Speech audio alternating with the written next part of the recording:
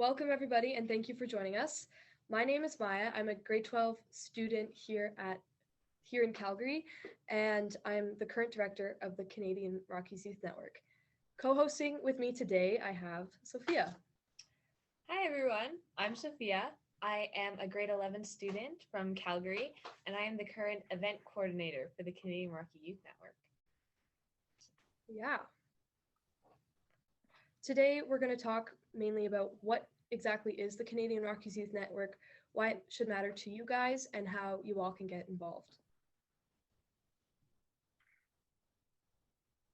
Awesome. Okay, I would like to begin by acknowledging the land that we're on today.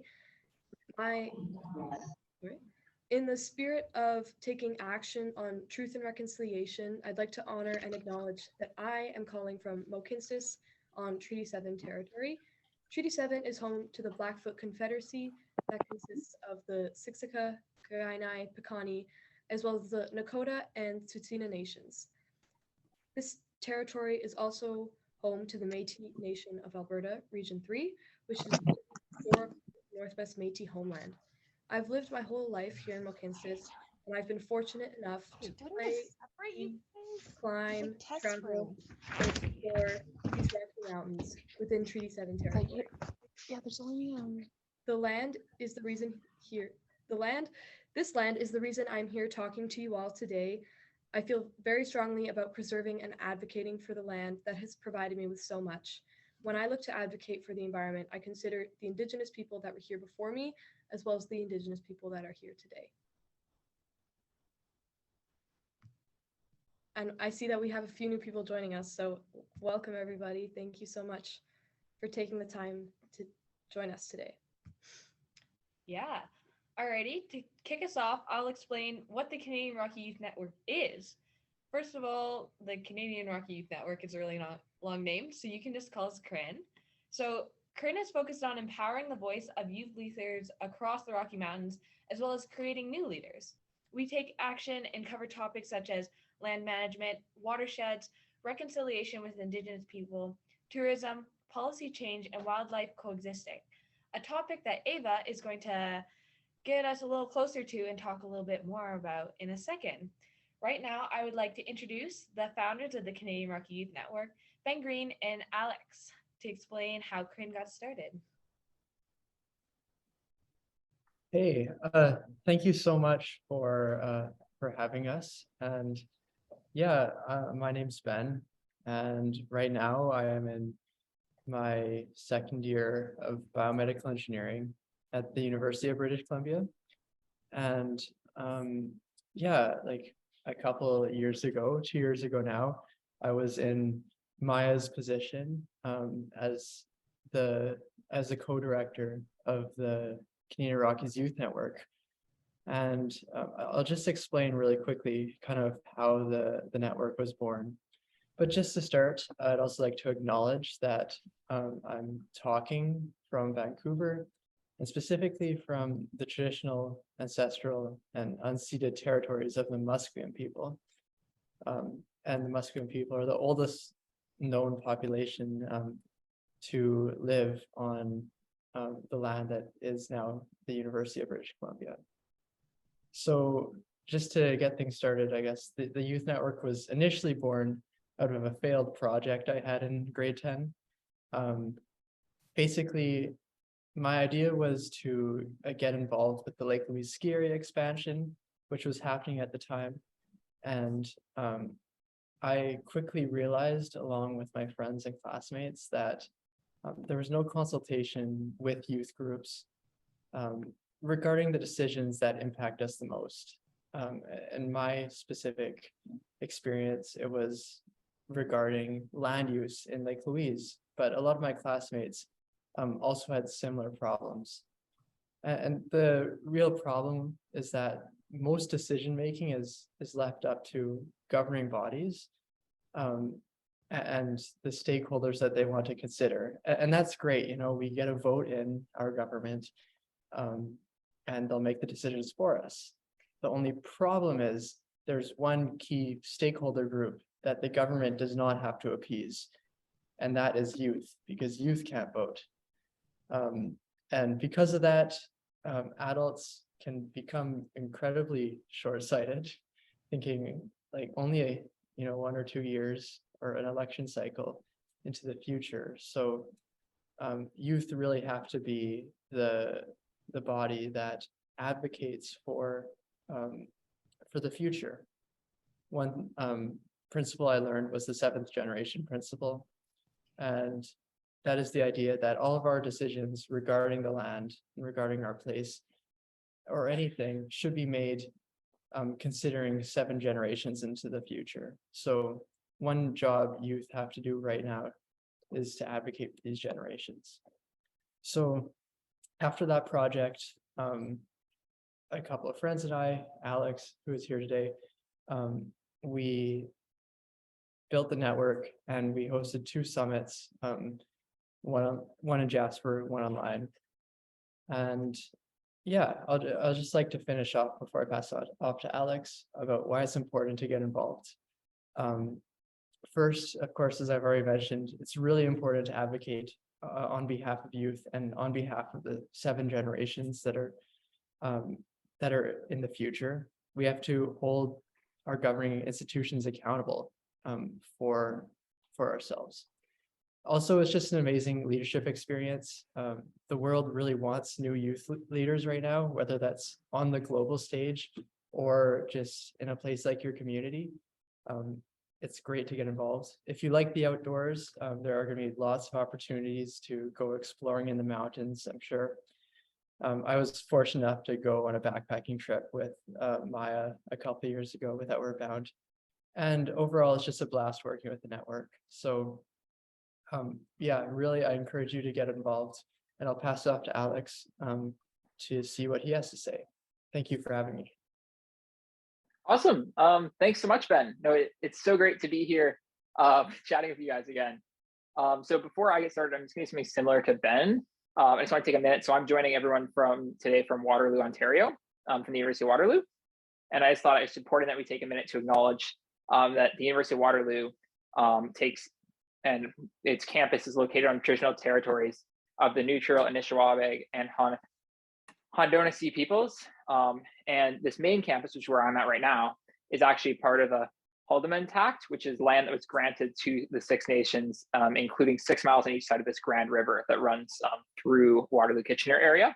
So we're actually on land that was initially granted towards these nations, which is kind of interesting here. So I want to take a minute to acknowledge that. And then I guess kind of moving on from like where Ben left off. So I joined on with the Canadian Rockies Youth Summit along with our other good friend, Lucas. After we kind of Ben had this initial idea about working with the ski hills, and then this has kind of morphed into trying to work towards getting youth input in an event. And so we had set our sights that probably the best way to do this was try to hold a physical summit and try to receive input. And we reached out to some other stakeholders, NGOs, and different organizations. And we found out that Parks Canada was working on their parks management plan. And so we kind of set this big site that we could be able to have some real impact. And if we could create some type of document and some type of kind of stated goals and be able to pass this on and hopefully have some real impact in affecting the conservation of these spaces and its management plan for the future of these parks. Sorry, one second, I can mute something. So anyway, so from that point, okay, there, that's fixed. So anyway, from that point on, we decided that the best approach would be to try to hold this event and bring youth together from all across the Canadian Rockies to first like help foster the sense of stewardship and bring youth out into the parks. We thought it was really important to be physically located in Jasper within a park and help grow this connection to the land, and then also to work on developing this management strategy. And that was how we created the first Canadian Rockies Youth Summit. We helped host this event. It was a wonderful few days out in Jasper. And then coming back, we kind of were faced with like, where do we take this from here? And so the idea came up that we should be less focused about just having a physical event and trying to create kind of an organization behind that. And so from that, we decided that really what we wanted was a network of youth. And a big key aspect that we learned also from working with these organizations like the Biosphere and other organizations that helped us along this journey is that a lot of organizations and government right now wants youth voice, and they wanted to have youth input and youth engagement in how they make their decisions, but they just didn't have a good way to connect with youth. And it was very difficult for an organization that typically doesn't deal with like students and youth to reach out and try to find ways to engage them in their decision-making process. And so from that, we kind of identified that there is this need for youth voice. And so a great strategy moving forward is try to build a coalition of youth and this broader organization that could work towards to advocate towards having more youth voice in the conservation of these parks. Given that seventh generation principle kind of as a key idea that we want to help give our input in how to preserve these places for future generations to come. And so while I was at the school, we held the second Canadian Rockies Youth Summit online, unfortunately, due to COVID, and further grew the network.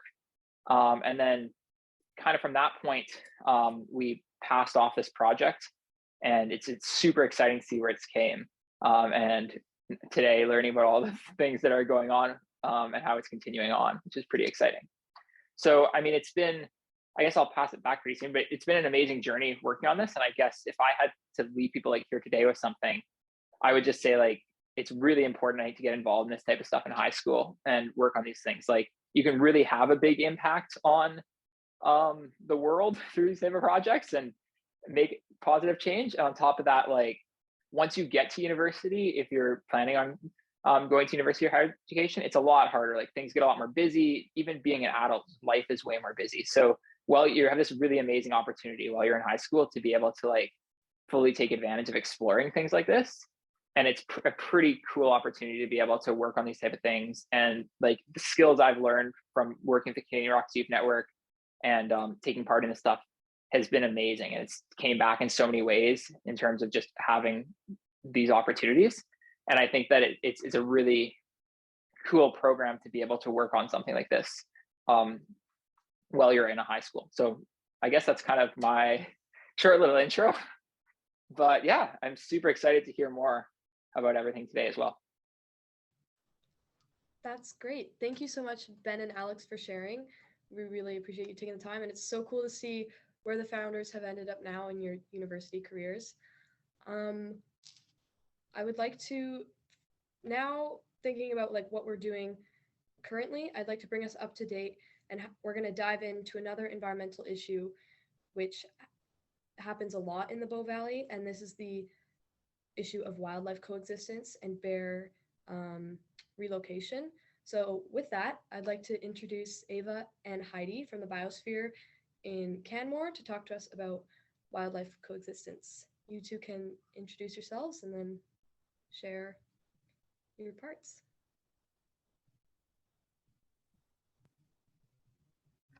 Sweet. Yeah. So I guess I'm up first. I'm Ava, and I work for the Biosphere Institute of the Bow Valley, and I'm currently living in Canmore. Yeah, so as Maya said, I'm here to present to you about wildlife coexistence and how can we achieve that. So I'm by no means an expert on this subject. I'm not a biologist. I'm not a wildlife monitor. I'm just an educator.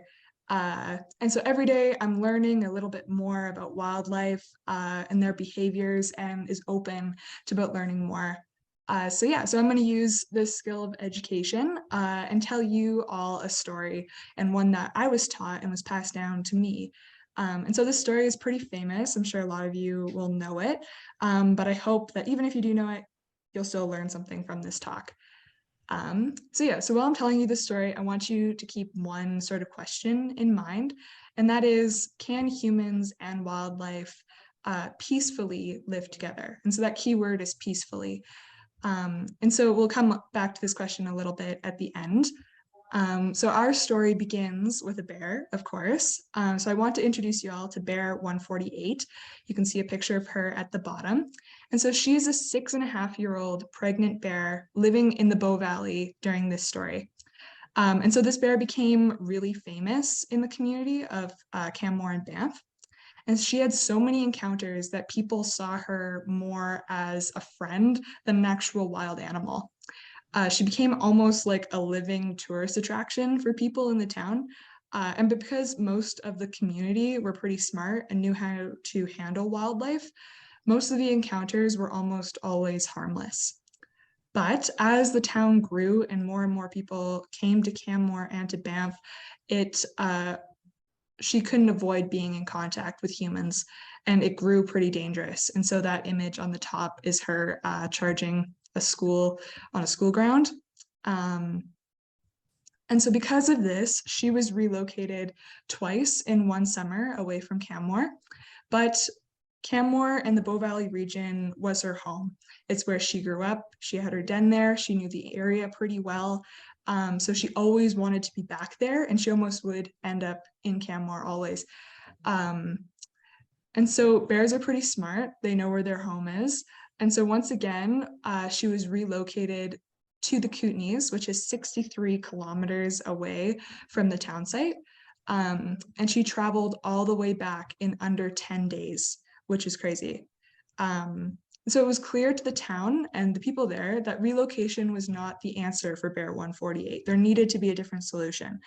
And once back in the town, people advocated for her to stay. And so a petition was signed by 27,000 people to get her to stay in the Canmore region. But it was seen that she was still too dangerous and once again was moved, but this time 500 kilometers away, where then she wandered onto unprotected areas and was shot legally by a hunter.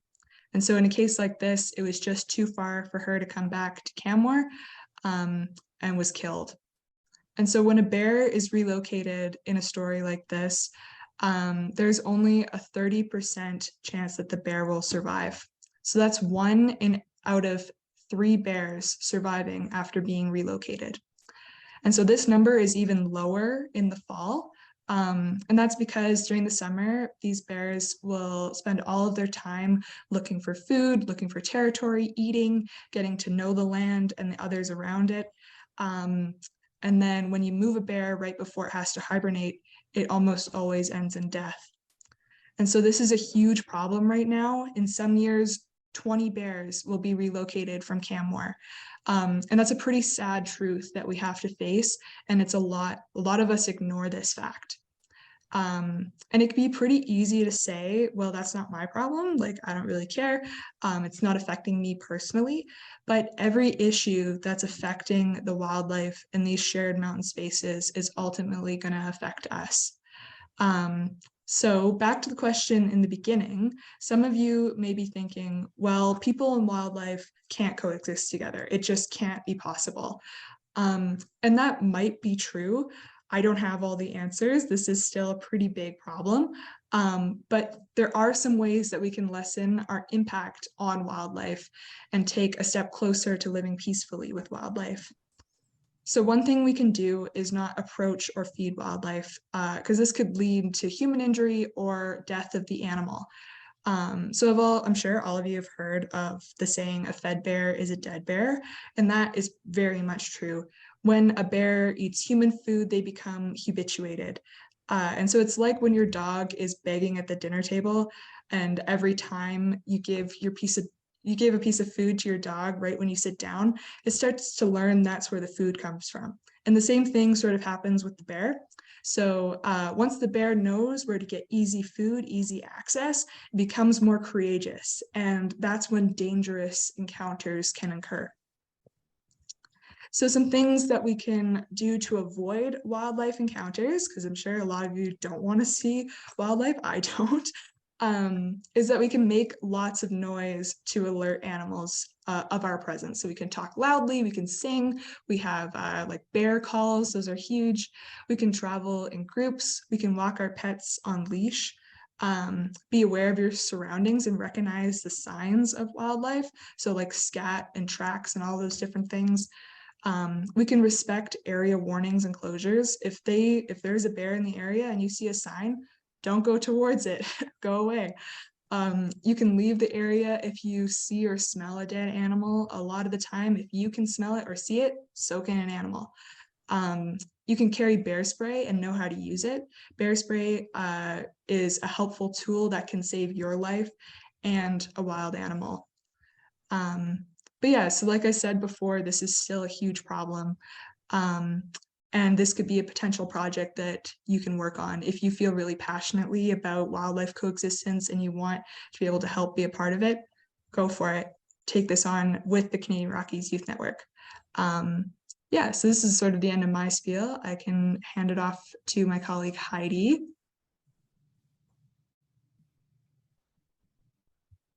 Hello, I am calling from 30 meters down the hallway from Ava. Also in Cha Upchichian Kudebi, as it's known in the Stoney language on Treaty 7 territory in Canmore and Métis Region 3 of Alberta. There's many languages that story this place, as there are many perspectives. Mine is one that's informed by my upbringing in Banff National Park, as well as when we think about these 7 generations of knowing, where I came from 7 generations ago is a mix of Swiss and German, Scottish and Irish and English lineage. And I just like to bring that and to mention it just to position myself as to what's informing my way and how I approach issues such as human wildlife coexistence. And it helps me remember our commonality. I don't have any specific memory of Bear 148, but I know that, you know, growing up, there was the media's attention to sensationalize similar bears, whether it's split lip or whether it's the boss, whether it's Nakota, the spirit bear. As humans, we love to latch on and really focus on the one kind of topic of the moment. And I would just invite us to all kind of broaden our approach to what's really happening here. I sometimes focus too much on the problem, and I like to take a deep breath and just think, how can I be as part of the solution? Because sometimes when we focus on the problem, that's where our energy and our attention goes. And the solutions are large, they're vast, they take time. It's not a black and white yes or no solution. But my perspective on human wildlife coexistence is that we know how to do it. We just forget. And in swallowing our egos, in being humble, in approaching each day as an absolute gift to be here, it shifts how we approach and how we show up in the world. That when we understand that we are a part of the natural world, all of a sudden we're starting to realize, okay, my actions do matter. What I say matters. The thoughts in my head matter, because those inform the career choices that I make. Those inform the relationships that I have, and those inform how I treat my non-human neighbors around me. I moved in 2015 to Switzerland, which is kind of part of me discovering my 7 generations ago mentality, so I can live in a way that benefits 7 generations from now. And when I lived there, I didn't take bear spray along. I didn't check bear reports. I left the house with not a care for wildlife in my mind, because there are no large apex predators that exist. I mean, you see a bear every 5 years in Switzerland, and before long, you know, it's shot by a farmer. It's a very rare thing. So upon moving back to Canada, I felt this sustenance and this nourishment from being back in landscapes that have these creatures existing right in our backyards. And I felt so filled up with the privilege of sharing this place with them, and realizing that, wow, the energy that I'm getting from this place feeds me, and in the same gesture, I'm committing my career and my life decisions to ensure that these opportunities exist for generations to come. So I don't have, like Ava was saying, I mean, no one really has all of the solutions. I think cognitively we know enough. I would encourage all of us going forward to feel more, to invite your heart into the decisions that you make, because those are really informative. in terms of understanding humans' connection with the natural world. So, if I may, I will end with a poem because I have a soft spot for poetry, and an invitation for all of us, as Rachel Carson says, to pay attention, be astonished, and to share about it. This is a poem from Mary Oliver called Wild Geese. You do not have to be good. You do not have to walk on your knees for 100 miles through the desert, repenting. You only have to let the soft animal of your body love what it loves. Tell me about your despair, and I will tell you mine. Meanwhile, the world goes on. Meanwhile, the sun and the clear pebbles of the rain are moving across the landscapes, over the prairies and the deep trees, the mountains and the rivers.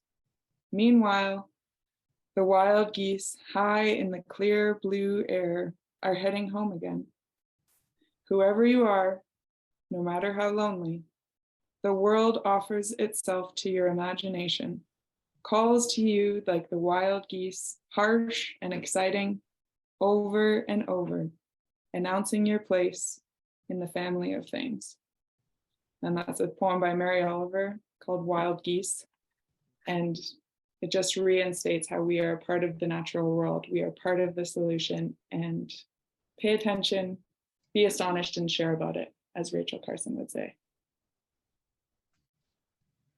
Thank you so much, Ava and Heidi, for sharing. I really liked that poem at the end, Heidi. That was really, really nice. We can now move on to hearing the youth perspective on wildlife coexistence. Very similar to Heidi's perspective, this youth grew up in the Banff National Park, and they just have a different grasp on wildlife coexistence. We can play that video. Hi, my name is Brian Carr, and I've lived in Banff in the Rocky Mountains my whole life. I've grown up always seeing bears on road trips, in town, out of town, and it's always in the newspaper of new bears, new tagged ones, and in the newspaper not long ago there was Bear 148. It was actually quite sad what happened to Bear 148, that he got shot and killed because of human stupidity. It was quite heartbreaking to me because none of my friends and no one my age cared about what happened, and they didn't even talk about it and bring awareness of how it really affected our community and other people. I believe that bear was here before us. That was just a quick blurb about a youth that's going through high school right now, probably in the similar situation as many people joining this call. So it's a very relatable topic, no matter where you are. We are now going to show Brooklyn's video. She's an Indigenous youth, an amazing person, such a powerful and important human being, and I'm so honored to share her video with us today. Wapeki Hawi Square, Natia Kashon, or Brooklyn. Basically what I just said was hello, my name is White Eagle Woman. That's my Indigenous given name. My full name is Brooklyn Nick William Fraser. My pronouns are they, she. I'm a Cree 19-year-old woman from Mokinstis, or Tusquany, which means elbow in Blackfoot and Cree, which is the Indigenous names for Calgary, Alberta, Treaty 7 territory. But the nation I belong to is the Samson Cree Nation in Treaty 6, as well as I have relations to Tsuut'ina in Treaty 7. I'm incredibly passionate about environmentalism, and I have taken many classes and courses surrounding environmental education and innovation and conservation, things like that, to feed this passion of mine. The topic of conservation and climate change is especially important to me because I'm an Indigenous person, and we've always known the effects of climate change would one day arrive with the rise of capitalism and colonization. Today, I've been asked to give the Indigenous perspective on human and wildlife interaction. Many nations will have different stories to tell of how man and nature lived as one, but a main theme that is prevalent amongst all Indigenous nations across the world is the importance of the 7-generation rule and the circle of life. Before colonization, indigenous people lived off the land in harmony with wildlife and nature for generations without exploitation of said land and animals. This is because before colonization, it was understood by my people and many other indigenous nations that we as humans are not separate from the ecosystem. We are part of it. It's all connected. If I was alive pre-colonization, it would be understood that as I live my life and use the resources provided to me by the animals, the plants, the water, the earth, and the sky, that it is my responsibility to respect it, be with it, and preserve it, because everything is connected. And the way that I interact with the land will ultimately have an effect on it for generations to come. Indigenous humans before colonization were similar to buffalo in the way that buffalo were and still are a keystone species. For example, as many of you probably know, it's incredibly important for the health of a forest ecosystem to have wildfires. The fire burns dead trees and harmful species, as well as the heat from the fire opens up the pine cones so that the seeds can burst out and plant new trees, creating new growth, new habitats, new food resources for animals, and it preserves biodiversity. Indigenous people like the Cree and Blackfoot knew the life cycle of a forest and knew that we had a responsibility to help the forest in its journey. Indigenous nations would go in groups and light the forest on fire to ensure that the forest was healthy and the fire would bring new growth and new life for all living things residing within that ecosystem. We had a part in the cycle of life, and we understood that we have a permanent effect on the land and must be in balance with it. That's why today we have prescribed burns. But for the longest time, colonizers didn't know the importance of wildfires, so they'd make sure to put them out whenever they happened, and soon enough the forests became too dense with deadfall, and wildfires ravaged the land, and we're still seeing the effects of this today. For example, if you look like in BC with the wildfires that usually come every summer, and it's just getting worse every year. The issues with human interaction and nature only began when colonization began, as the colonizers at the time weren't aware of our ways and didn't understand that it was important that we respect the land, the animals, and all the life that we cross paths with. In the colonialist perspective, the land and its resources are at the disposal and discretion of the white man. He is not connected to it. He is above it. He is meant to cultivate it, use it as he pleases, because the white man is superior and deserves to use these resources no matter the cost. A great example of this thinking is the extermination of the buffalo and thus the massacre of indigenous people. As I mentioned before, the buffalo are a keystone species. They are the reason we have the plains, as millions of them would roam across these parts of North America, like Alberta. They would keep them, and there'd be no possibility of big vegetation like trees being able to grow because they quite literally would trample them. Not only that, but birds would use tufts of buffalo hair for their nests, wolves would hunt in packs to feed off the buffalo, and most importantly, indigenous people relied on the buffalo for food, warmth, shelter, tools, ceremony, and much, much more. The colonizers were aware of this, and they didn't view indigenous people as human either. We were seen as subhuman, savage Indians, less than the white man. The colonial governments and military knew that the killing of the buffalo meant the killing of the Indians. Thus, between the mid-19th century to mid-20th century, millions of buffalo were massacred, and their population was reduced to the thousands. Soldiers, like Buffalo Bill, as many of you have probably heard in your classes, were ordered to shoot the buffalo because, and I quote, "Every buffalo dead is an Indian gone." Buffalo Bill himself approximately killed 4,280 buffalo single-handedly in the short amount of time he was instated. As the buffalo declined, so did food resources, other animal populations, habitat succession, and as well as the indigenous people began to die off because our food resources were quite literally gone. The buffalo is how we survived for so many generations. We used them for everything. These buffalo weren't honored and respected. They were wasted. There are photos of buffalo head jump here in Drumheller of soldiers standing atop thousands of buffalo skulls, pictures of buffalo carcasses dead for miles, not being used for any resources at all. People would literally pay money to go on trains and shoot at buffalo out of the windows on these trains for entertainment. It was an awful period in history, quite honestly. Soon, the buffalo populations declined, and the colonizers began to see the consequences of their actions, and they almost caused millions of buffalo to go extinct in less than 50 years. It is this individualist, supremacist thinking that has led to the exploitation of land and animals. Now we are paying for it with climate change and ecological/environmental disasters. Capitalism and industrialization has created this disconnect with the land and wildlife and has led us to where we are today with global warming and the loss of vital ecosystems and habitats, not only for animals, but for humans as well. Humans are meant to look to the knowledge of the people 7 generations before us and use that knowledge to preserve the land and its resources for 7 generations ahead of us, and we haven't been doing that since colonization. We've forgotten that we are not separate from nature, we are part of it. It's all connected.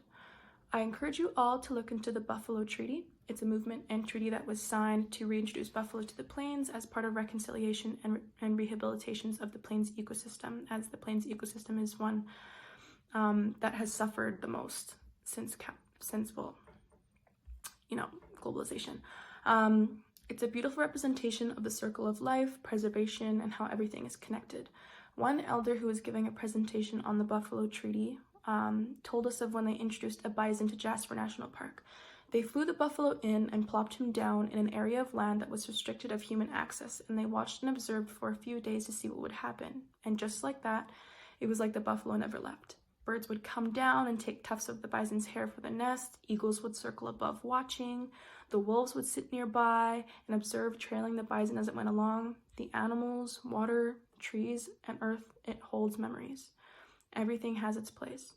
Everything is meant to work a certain way in harmony in nature, and humans are meant to be part of this balance. It is of utmost importance that we find ways to reconnect with land and wildlife to repair the damage, recover what's been lost, and preserve what ecosystems we have left. If humans cannot learn to live in harmony, to be sustainable, we will not be able to recover from the side effects of climate change. I encourage all of you to spend time and be with nature. This is so important for the soul, but also for the future of humanity, quite literally. Educate yourselves on conservation, sustainability, and climate change, and please listen to Indigenous voices when speaking about reconciliation and rehabilitation. Once we are able to reconnect with the land, we will be able to heal as a whole, not just humans, but all living things that reside on this planet. Thank you for hearing my perspective on human interaction with wildlife and listening to my stories. Remember to think of the 7-generation rule when thinking about conservation and environmentalism. Hi, miigwech. I wish you guys all the best. Thanks. Bye. Sophia, take it away to why this should matter. Alrighty. Now, when we're looking at issues like this, we need to consider how perspectives and issues are being represented in policy. Right now, there are so many young people involved in the movement for change worldwide. Across the globe, there are youth taking action to express their voices and campaign for change. There are more youth fighting for sustainable development, fighting for politicians to create change and a better future for the current and new generations. Even though the momentum exists, there is still a limited political representation for young women and men. We need to demand a place for us to have more meaningful participation in decision-making processes, so we can have more control over our future and the lives of future generations. That being said, the purpose of the pre-summit workshops is to engage youth across Alberta and BC to build a solid foundation of knowledge regarding topics like why Crin matters, what conservation looks like in the Rockies, and how to generate policy change. This knowledge we will build up in our pre-summit workshops leading up to the summit. By attending these workshops and possibly the summit, you can be a part of this network, meaning that you are given the tools, knowledge, and resources to implement action towards climate justice and reconciliation within your community.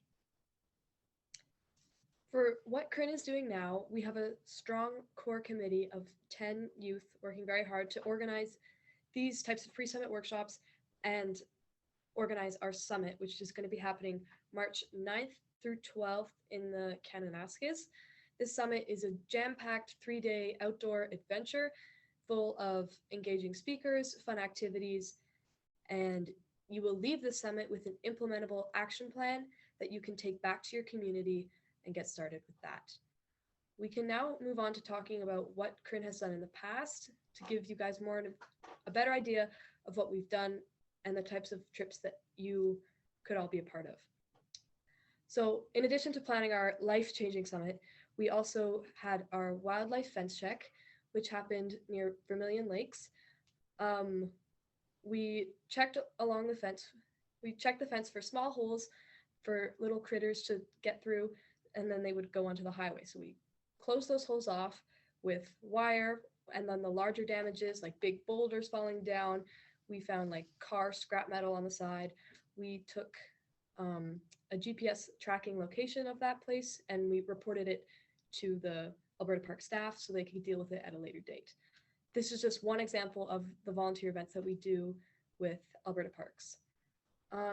We also had our backpacking trip with Outward Bound. This was a 6-day adventure along the Elbow Lake watershed. For many members, this trip was the first time they've ever been backpacking, so they got to challenge themselves while making lasting memories.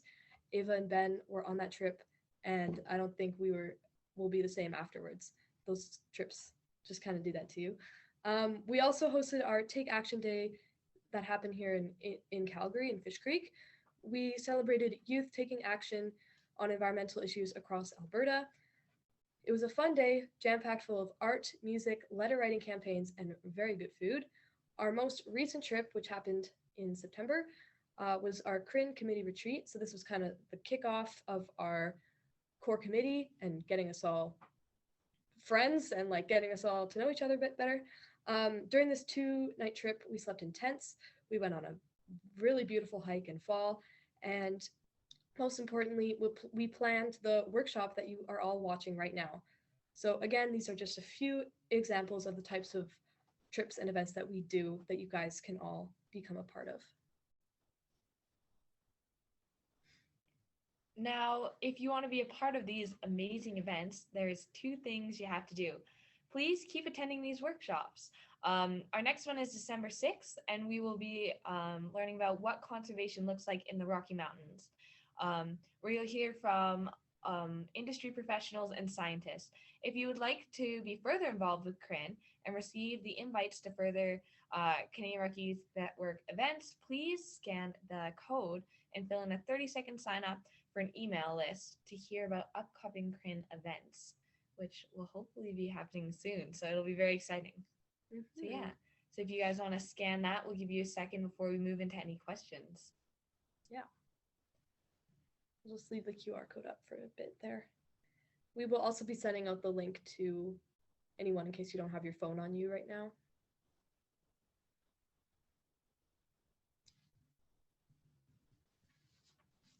Okay, I think we're good to move on for if you guys have any questions.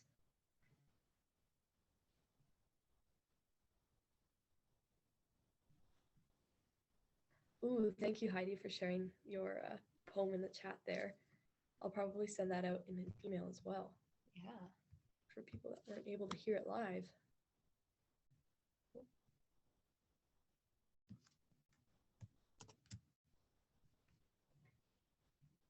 Very good. I have a quick question for you guys. I didn't get to ask this at the start, but I'd like to know if you're joining like with a school. So I know Wisewood's on the call. I know some Central Memorial students are on the call. Taylor Martin, I'm not sure where your school is. Carol, you. If you got Lacombe Composite, that's EcoVision. Yay, thank you. You guys are so cool.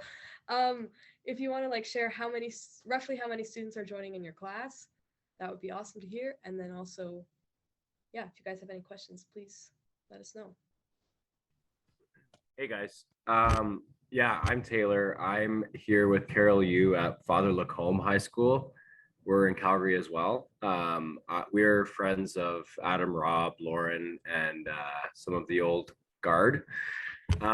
So yeah, Carol and I run a sustainability and kind of like environmental studies program at Lacombe. So I do it with my social classes, and then we also do it after school. And usually we meet on Thursdays. So I have a couple kids here, but we have a pretty big group of students that I think would be interested in connecting with you guys. I guess like a question I have is, what are you guys doing work within Calgary, like as part of your school-based curriculum, or like, I know your organization is run by students and was started by students, but are you implementing it there at the CTC still as well? I haven't been to the CTC in a couple of years.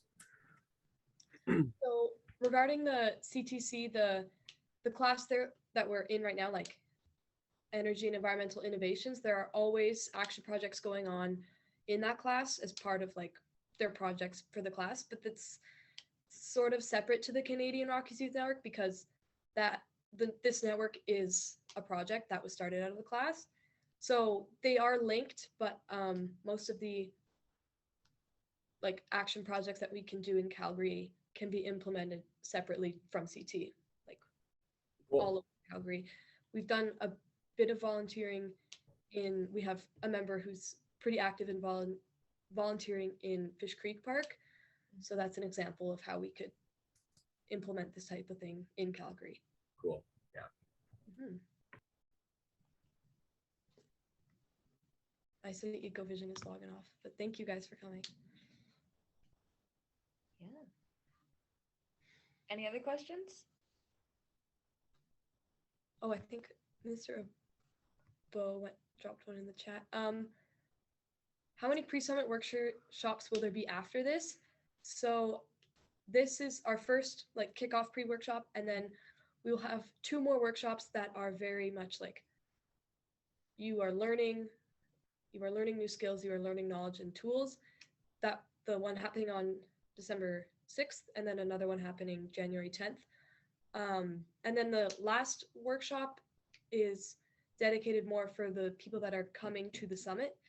And how the summit works is our pre-summit workshops gather as many youth across Alberta that we can, and then the summit kind of like funnels those youth down into like the ones that are very interested and very dedicated in environmental advocacy.